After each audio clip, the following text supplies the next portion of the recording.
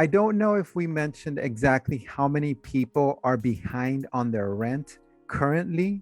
I don't know if I missed that, but it's 700, around 700,000 households, which comes out to be around a million Californians in California are currently behind on their rent. And then, just 8 in 10 renters are behind on their rent, lost employment during the pandemic. And so going back to the first trend about the eviction moratorium tenant protections. So there are two moratoriums, which I'm sure everybody is aware of. The first is the CDC moratorium, that's the federal one. We were just briefed that that is being extended for 1 month. And so there are protections for tenants and for renters and homeowners in the federal moratorium. But California has a stronger moratorium than the federal one. Right now, there is no deal just yet. And right now, the eviction moratorium is set to expire on June 30th. And that is a problem because thousands of renters can be thrust into homelessness, which we are trying to avoid. We have also been briefed that there is a tentative agreement between the legislative leaders and the governor where a bill will be in print and needs to be in print by tomorrow, by Friday, in order to have a vote on Monday. Which California renters were already paying more than they could afford for rent before COVID hit, right? So we know that there was a housing affordability crisis before the COVID-19 pandemic.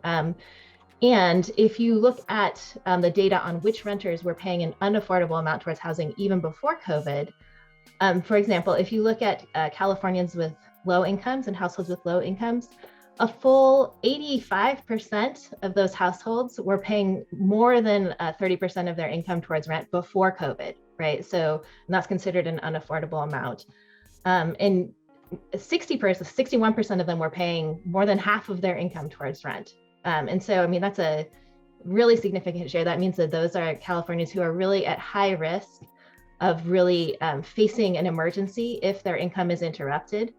And similarly, if you look at the rates of unaffordable housing by race ethnicity in California, among California renters or Californians who are Black who are living in rental housing have a particularly high rate of paying an unaffordable amount towards housing before COVID. So about 60% of Black individuals in rental housing, and also more than half of Latinx individuals in rental housing were paying more than they can afford towards housing before COVID. And so just so that folks hear a testimonial, I talked about how health is housing and housing is health, but it also affects so many other things. It affects your opportunity to have a job.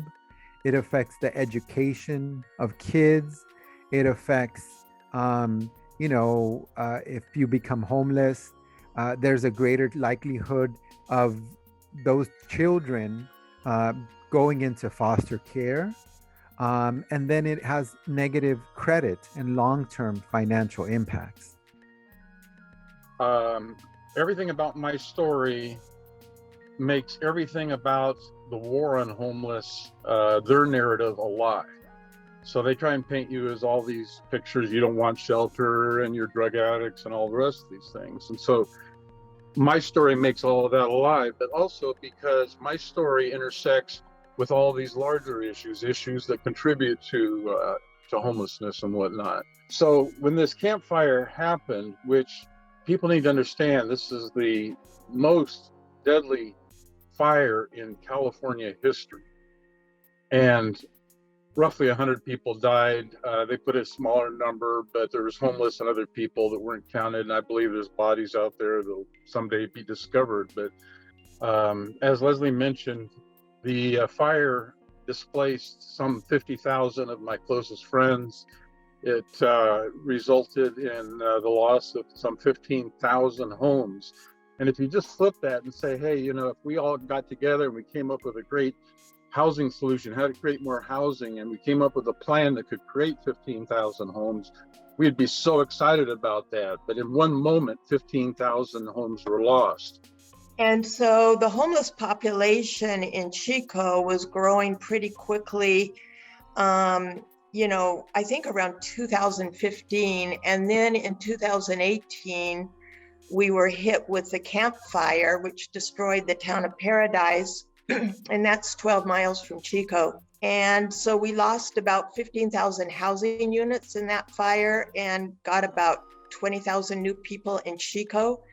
And housing prices soared because people were coming in with insurance payouts.